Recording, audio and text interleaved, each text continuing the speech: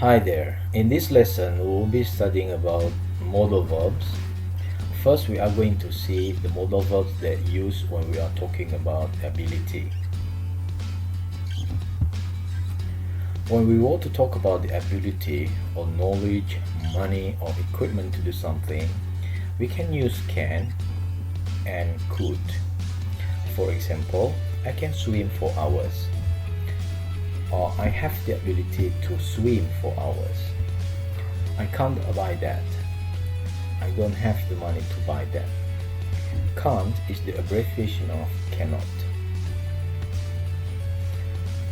We can also use can when we want to talk about when we want to ask the question.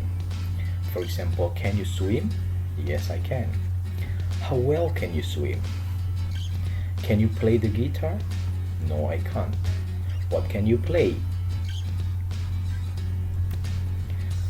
We use could when we want to talk about the ability in the past.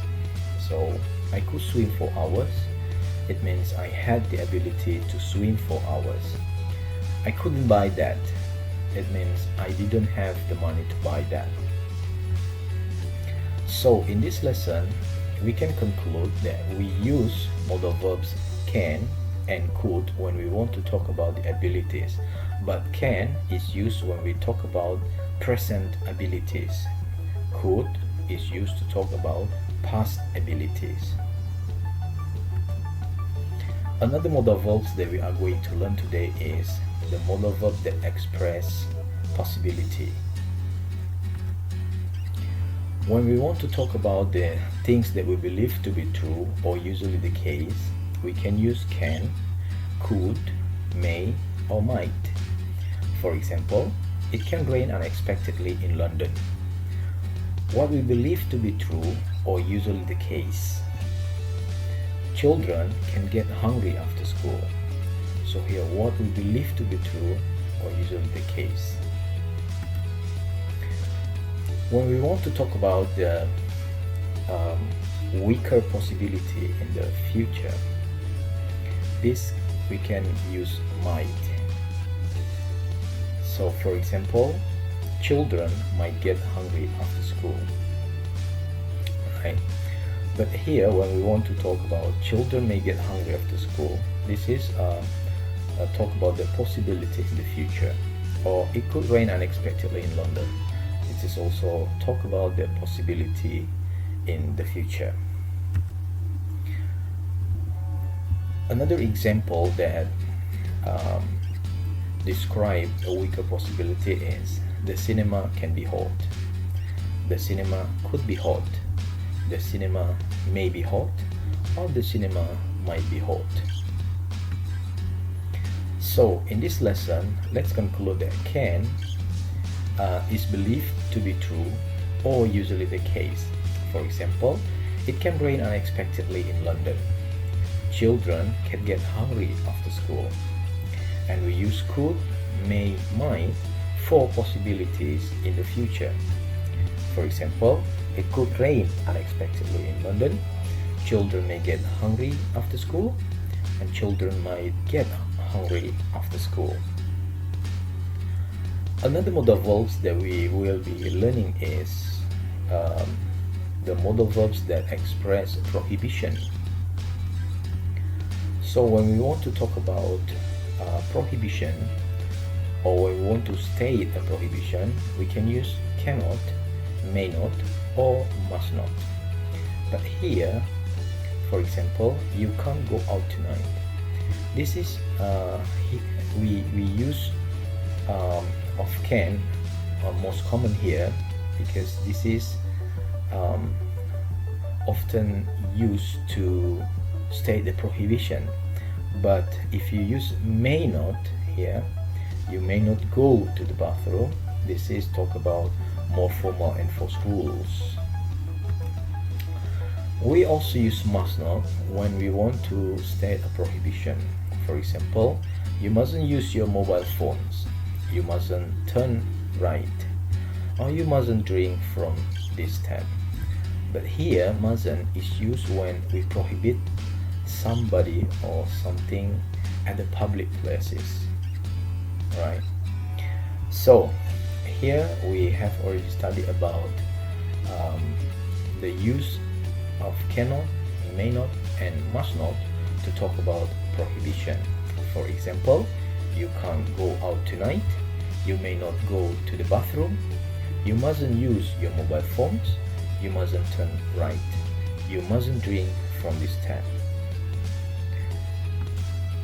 Another modal verbs that we are going to learn today is about the modal verbs that express obligation.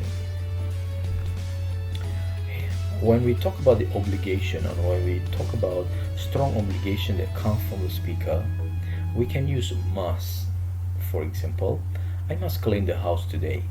Here, the speaker decides on the obligation for himself. Or you must do your homework. Here, the speaker decides on the obligation for someone else. When we talk about the obligations that come from outside the speaker, we can use have to. So I have to be at work by 8 a.m. Or Lisa got to hand her essay in by tomorrow. So sometimes we can use also here have got to or has got to for the plural subject. We also use have to when we talk about obligation that come from outside the speaker. Another example, I have to be at work by 8 a.m. and let's go to hand her essay in by tomorrow, and I had to clean the house today. I had to be at work by 8 a.m. yesterday. Must here doesn't have any past form. We used to say what is important to do or refers to both necessity and obligation. Here we use need to. For example, I need to be at work by 8 a.m. Here, this is talk about the general necessity. Or Lisa needs to hand her essay. Lisa needs to hand her essay in by tomorrow. This also talk about general necessity. But if you compare with the previous example, I have to be at work by 8 a.m. This is talk about duty or responsibility. Or Lisa's got to hand her essay in by tomorrow. This also talk about duty or responsibility. Another example that using need to is when we talk about both general necessity and also duty. So for example, in this case, I have to be at work by 8 a.m. and this is also still talk about the duty and responsibility. Lisa's got to hand her essay in by tomorrow. Is also duty or responsibility. But when we talk about need to, I need to be at work by 8 a.m. This is general necessity. Or Lisa needs to hand her essay in by tomorrow. This is also general necessity. But in this case, both duty or responsibility and general necessity can be used need to. Okay. All right. So the summary for this lesson: when we want to talk about obligation from the speaker, we can use must. So I must clean the house today, or you must do your homework. When we want to talk about obligation that comes from outside the speaker, we can use have to. For example, I have to be at work by 8 a.m. or Lisa's got to hand her essay in by tomorrow. And we also use need to when we want to talk about obligations and necessities. For example, I need to be at work by 8 a.m. and Lisa needs to hand her essay in by tomorrow. Alright everybody, thank you for watching and I hope this video is useful for you. Bye bye for now. Subscribe dong, English tutorial.